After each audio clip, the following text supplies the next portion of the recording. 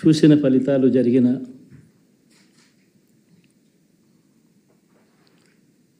పరిస్థితులు చూస్తే నిజంగా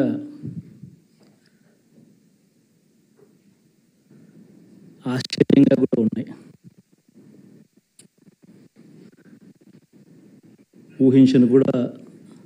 ఊహించలేదు ఇలా జరుగుతుందని, ఇలా వస్తాయని కూడా. బట్ ఎస్,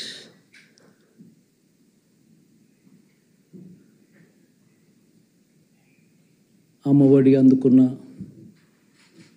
53 లక్షల మంది తల్లులకు మంచి చేసినాం, పిల్లలు బాగుండాలి, వాళ్ళ చదువులు బాగుండాలని తాపత్రయపడుతూ అడుగులు వేసాం. మరి అక్క చెల్లెమ్మల ఓట్లు ఏమయ్యాయో తెలీదు. 66 లక్షల మంది అవ్వాతాతలకు, వితంతులకు, వికలాంగులకు గతంలో ఎప్పుడు జరగని విధంగా మంచి చేసాం. వారి కష్టాల్లో తోడుగా ఉంటూ, వారి కష్టాన్ని అర్థం చేసుకుంటూ, వారి ఇంటికే పంపించే వ్యవస్థను సైతం తీసుకొస్తూ, గతంలో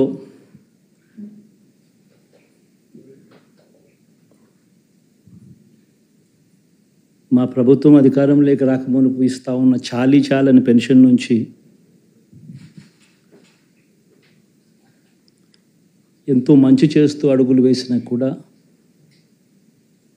ఆ అవ్వాతాతలు చూపిన ఆప్యాయత ఏమైందో కూడా తెలియడం లేదు.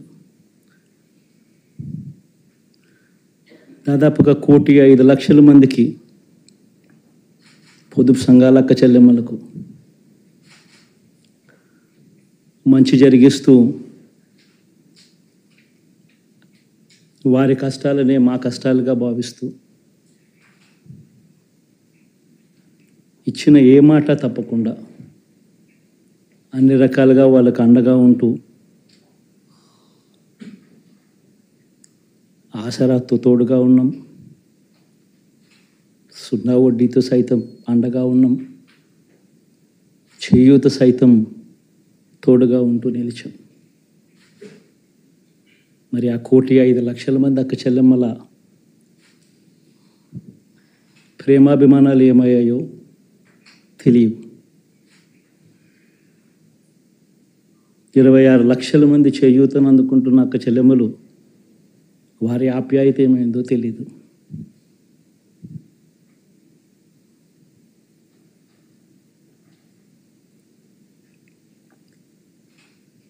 పిల్లల చదువుల కోసం ఏ తల్లి ఏ తండ్రి ఇబ్బంది పడకూడదు అని మొట్టమొదటిసారిగా పూర్తి ఫీజులు ఇస్తూ తీసుకొచ్చి అందగా నిలిచాం.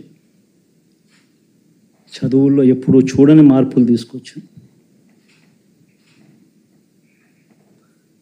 దాదాపుగా 12 లక్షల మందికి సంవత్సరానికి మంచి జరిగిస్తూ, ఆ పిల్లలు ఆ తల్లుల అభిమానం ఏమైందో కూడా తెలియదు.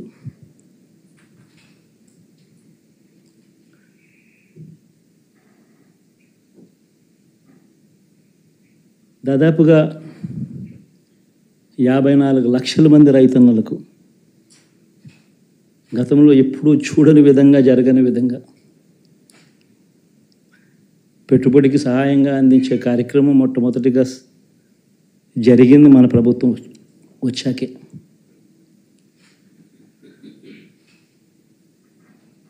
మరి అంతగా రైతన్నలకు తోడుగా ఉంటూ, రైతన్నలకు రైతు భరోసా ఇవ్వడం కానీ, సమయానికే వారికి ఇన్పుట్ సబ్సిడీ ఎప్పుడు జరగని విధంగా సీజన్ ముగిసేలోగానే ఇచ్చే కార్యక్రమం కానీ, ఉచిత ఇన్సూరెన్స్ కానీ, పగటిపూట 9 గంటలు ఇచ్చే కార్యక్రమం కానీ, ఉచిత విద్యుత్ ఇచ్చే కార్యక్రమం కానీ, మరి 1/2 కోటి మంది రైతన్నల ప్రేమ ఏమైందో తెలియదు.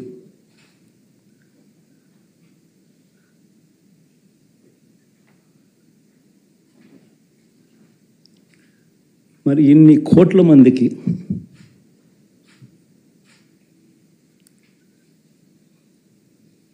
పేదవాడికి తోడుగా ఉంటూ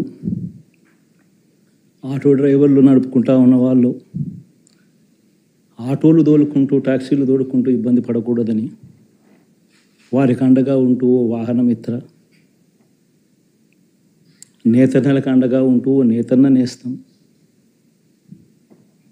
మత్స్యకారులకు తోడుగా ఉంటూ మత్స్యకార భరోసా, ఫుట్పాత్ మీద చిన్న చిన్న ఇడ్లీ షాపులు పెట్టుకొని నడుపుకుంటూ, చిన్న చిన్న బంకులు పెట్టుకొని నడుపుకుంటూ, చిన్న చిన్న వ్యాపారాలు చేసుకుంటా ఉన్న వీళ్లకు, నా అక్క చెల్లెమ్మలకు, నా అన్నదమ్మలకు మంచి జరగాలని ఆరాటపడుతూ వాళ్ళకు ఒక తోడు, నా రజకులకు, నా నాయి బ్రాహ్మణులకు, నా టైలర్లకు అని అండగా ఉంటూ వారికి ఒక చేదోడు. మరి ఇన్ని లక్షల మందికి ఇంత మంచి చేసి, ఇన్ని కోట్ల మందికి, లక్షలు కూడా కాదు, కోట్ల మందికి మంచి జరిగించి,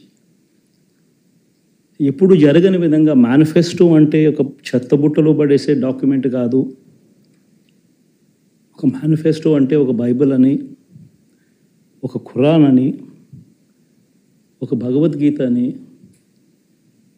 మొట్టమొదటి రోజు నుంచి కూడా భావిస్తూ ఏకంగా 99% వాగ్దానాలు అమలు చేసి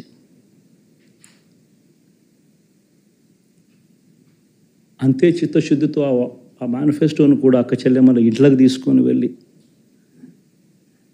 చూపించి మీరే టిక్కు పెట్టండి అనే నిబద్ధత గల ప్రభుత్వంగా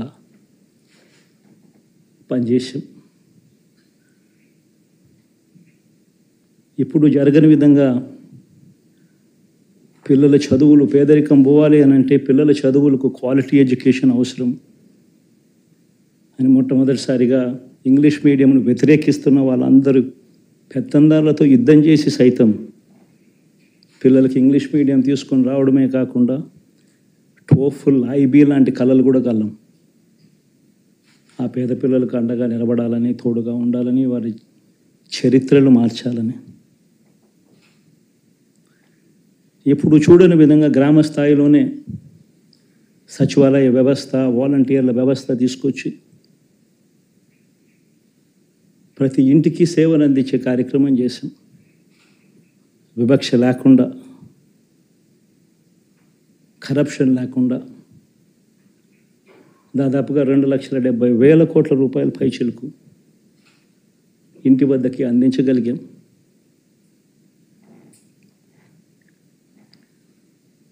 ఇప్పుడు చూడని మార్పులు తీసుకురావడమే కాకుండా ఒక చదువుల రంగం అయితేనేమి, ఒక విద్యారంగం, ఒక వ్యవసాయ రంగం అయితేనేమి, ఒక వైద్య రంగం అయితేనేమి, ఏ పేదవాడు ఎప్పుడూ ఇబ్బంది పడకూడదు అని ఎప్పుడు ఊహించని విధంగా మార్పులు తీసుకొస్తూ పేదవాడికి అండగా నిలబడగలిగాం.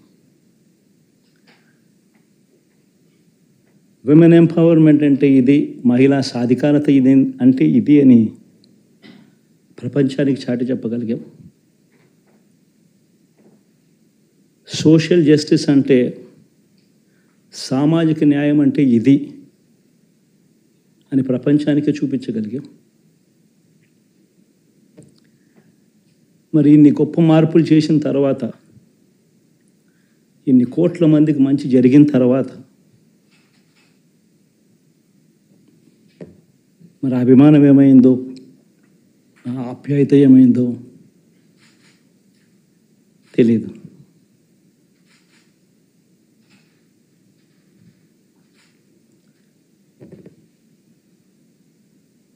ఎవరో మోసం చేశారో, ఎవరో అన్యాయం చేశారో అని చెప్పి అనొచ్చు, కానీ ఆధారాలు లేవు.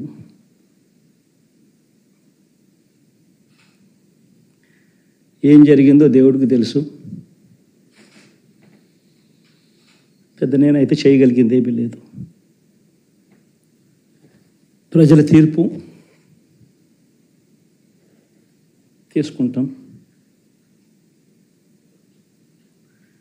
కానీ మంచి చేయడానికి మాత్రం ప్రజలకు తోడుగా ఖచ్చితంగా ఉంటాం.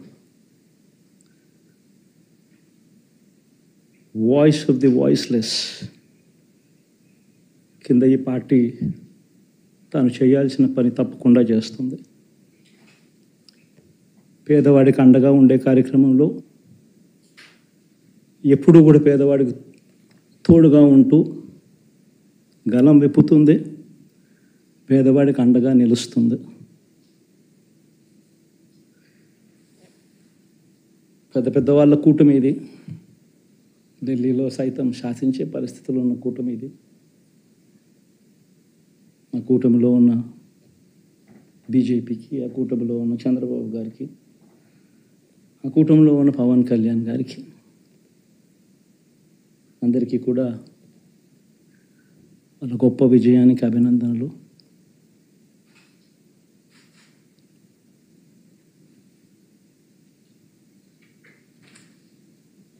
ఓడిపోయినా కూడా నా ప్రతి కష్టంలో కూడా తోడుగా అండగా నిలబడిన నా ప్రతి నాయకుడికి, ప్రతి కార్యకర్తకు, ప్రతి వాలంటీర్కు, ప్రతి ఇంట్లో నుంచి వచ్చిన ప్రతి స్టార్ క్యాంపెయినర్గా నాకు తోడుగా నిలబడిన నా అక్క చెల్లెమ్మలకు, అన్నదమ్ములకు, మీ అందరికీ మనస్ఫూర్తిగా మీ అందరికీ కూడా కృతజ్ఞతలు తెలియజేస్తా ఉన్నాను. ఏం జరిగిందో తెలియదు కానీ ఏమి చేసినా, ఎంత చేసినా ఇంకా 40% ఓటు బ్యాంకు మాత్రం తగ్గించలేకపోయారు. ఖచ్చితంగా మళ్ళీ ఇక్కడి నుంచి లేస్తాం.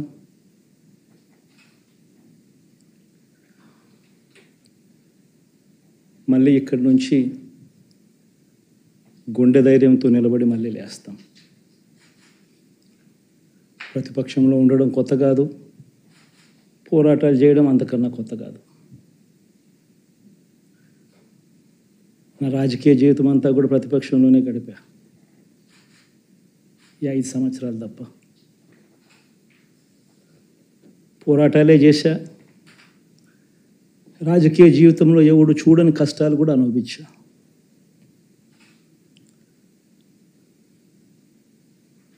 ఇప్పుడు అంతకన్నా కష్టాలు ఏదైనా పెట్టినా కూడా సిద్ధంగా ఉన్నాం, సిద్ధంగా ఎదుర్కొంటాం. ఆల్ ది వెరీ బెస్ట్ గవర్నమెంట్లోకి వచ్చిన వాళ్ళకు. Thank you.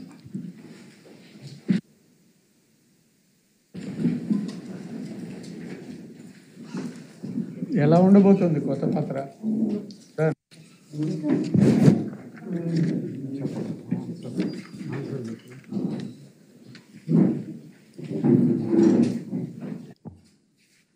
ఇంకా దాదాపుగా కొలిక్కి వస్తూ ఉన్నట్టున్నాయి.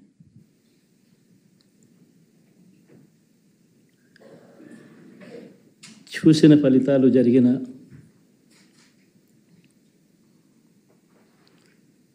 పరిస్థితులు చూస్తే నిజంగా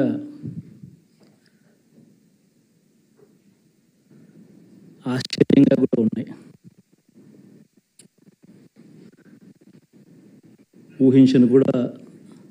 ఊహించలేదు ఇలా జరుగుతుందని, ఇలా వస్తాయని కూడా. బట్ ఎస్,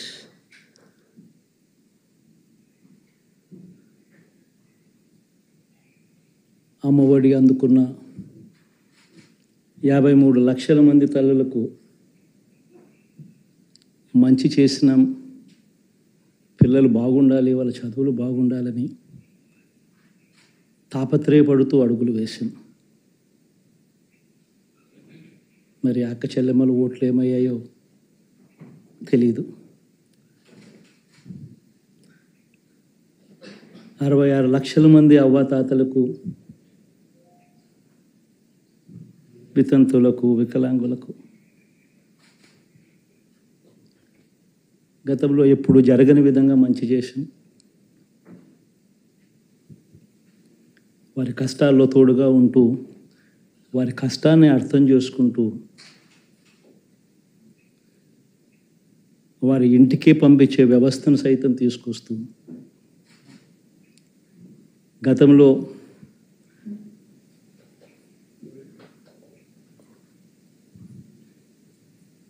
మా ప్రభుత్వం అధికారంలోకి రాకమునుపు ఇస్తూ ఉన్న చాలని పెన్షన్ నుంచి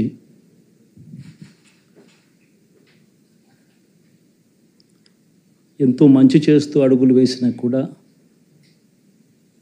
ఆ అవ్వాతాతలు చూపిన ఆప్యాయత ఏమైందో కూడా తెలియడం లేదు.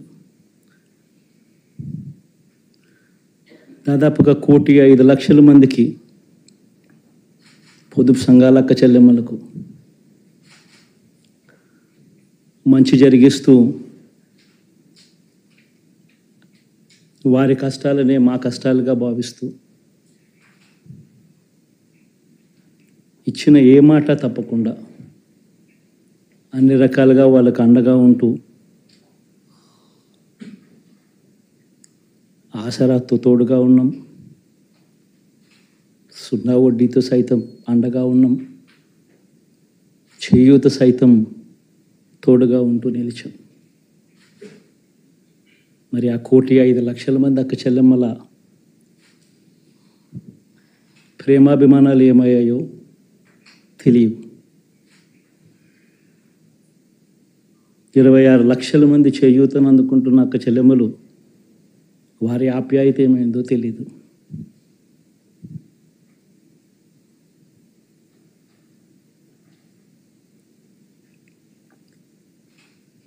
పిల్లల చదువుల కోసం ఏ తల్లి ఏ తండ్రి ఇబ్బంది పడకూడదు అని మొట్టమొదటిసారిగా పూర్తి ఫీజులు ఇస్తూ తీసుకొచ్చి అందగా నిలిచాం.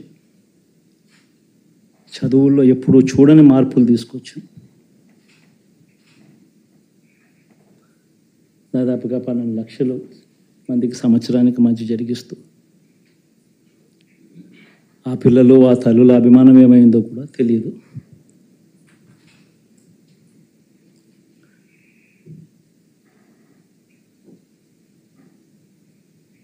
దాదాపుగా 54 లక్షల మంది రైతన్నలకు గతంలో ఎప్పుడూ చూడని విధంగా జరగని విధంగా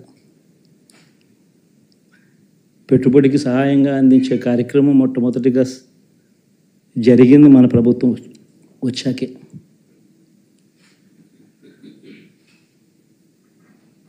మరి అంతగా రైతన్నలకు తోడుగా ఉంటూ రైతన్నలకు రైతు భరోసా ఇవ్వడం కానీ, సమయానికే వారికి ఇన్పుట్ సబ్సిడీ ఎప్పుడు జరగని విధంగా సీజన్ ముగిసేలోగానే ఇచ్చే కార్యక్రమం కానీ, ఉచిత ఇన్సూరెన్స్ కానీ, పగటిపూట 9 గంటలు ఇచ్చే కార్యక్రమం కానీ, ఉచిత విద్యుత్ ఇచ్చే కార్యక్రమం కానీ, మరి 1/2 కోటి మంది రైతన్నల ప్రేమ ఏమైందో తెలియదు.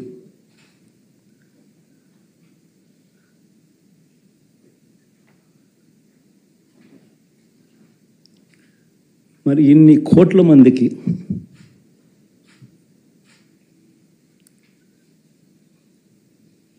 పేదవాడికి తోడుగా ఉంటూ ఆటో డ్రైవర్లు నడుపుకుంటా ఉన్న వాళ్ళు ఆటోలు తోలుకుంటూ టాక్సీలు తోలుకుంటూ ఇబ్బంది పడకూడదని వారికి అండగా ఉంటూ వాహనమిత్ర, నేతన్నలకు అండగా ఉంటూ నేతన్న నేస్తం, మత్స్యకారులకు తోడుగా ఉంటూ మత్స్యకార భరోసా, ఫుట్పాత్ మీద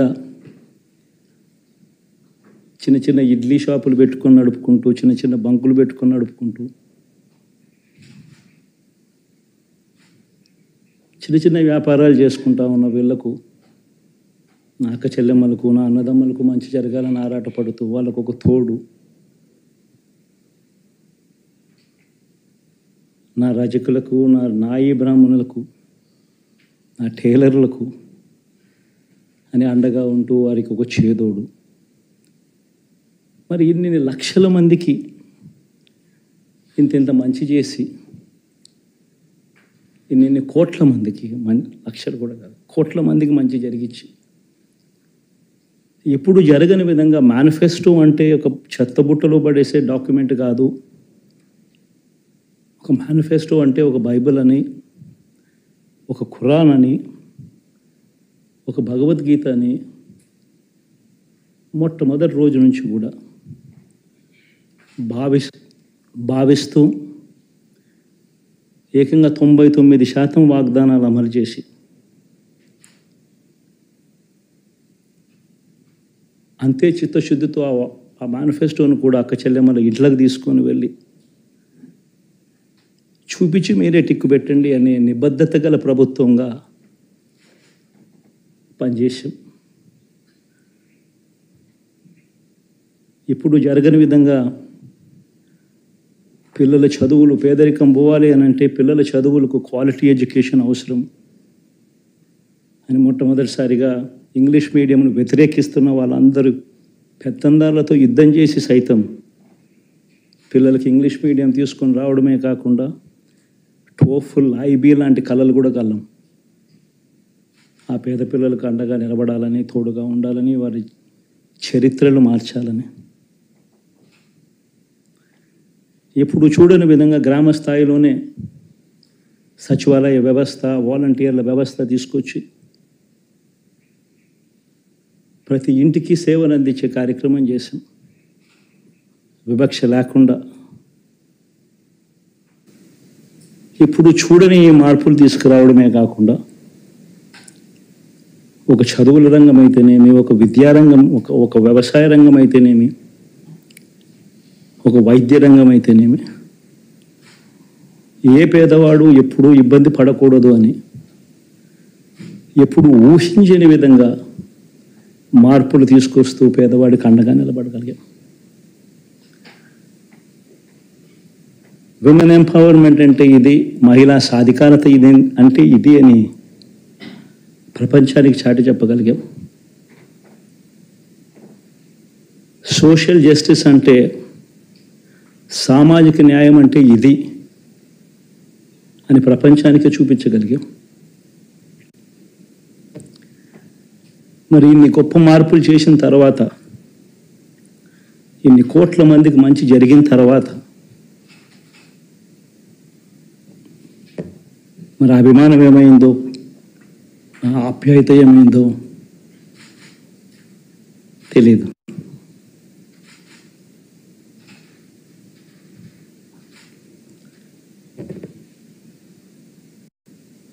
ఎవరో మోసం చేశారు, ఎవరో అన్యాయం చేశారు అని చెప్పి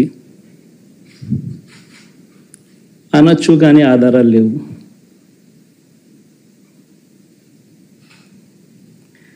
ఏం జరిగిందో దేవుడికి తెలుసు. పెద్ద నేనైతే చేయగలిగింది ఏమీ లేదు.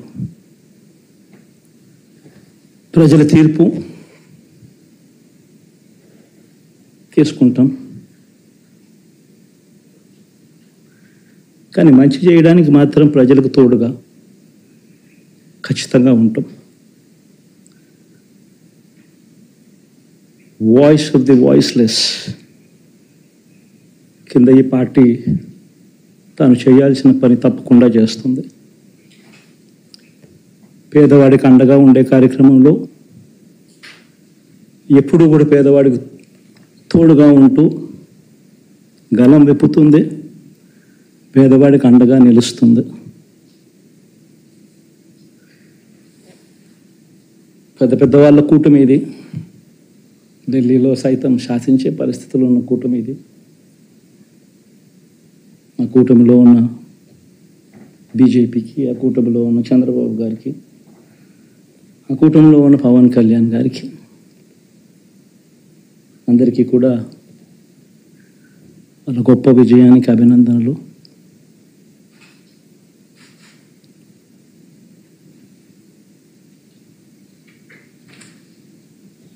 ఓడిపోయినా కూడా నా ప్రతి కష్టంలో కూడా తోడుగా అండగా నిలబడిన నా ప్రతి నాయకుడికి, ప్రతి కార్యకర్తకు ప్రతి వాలంటీర్కు,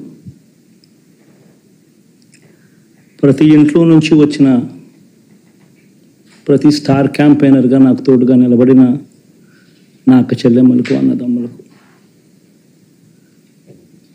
మీ అందరికీ మనస్ఫూర్తిగా మీ అందరికీ కూడా కృతజ్ఞతలు తెలియజేస్తా ఉన్నాను. ఏం జరిగిందో తెలియదు కానీ ఏమి చేసినా ఎంత చేసినా ఇంకా 40% ఓటు బ్యాంకు మాత్రం తగ్గించలేకపోయారు. ఖచ్చితంగా మళ్ళీ ఇక్కడి నుంచి లేస్తాం.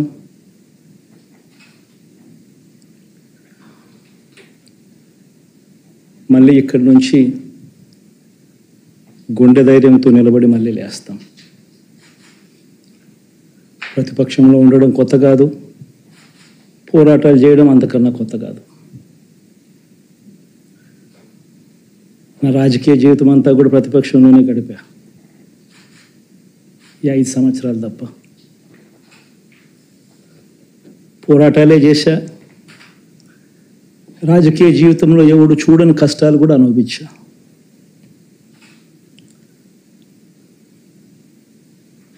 ఇప్పుడు అంతకన్నా కష్టాలు ఏదైనా పెట్టినా కూడా సిద్ధంగా ఉన్నాం, సిద్ధంగా ఎదుర్కొంటాం. ఆల్ ది వెరీ బెస్ట్ గవర్నమెంట్లోకి వచ్చిన వాళ్ళకు. చూసిన ఫలితాలు, జరిగిన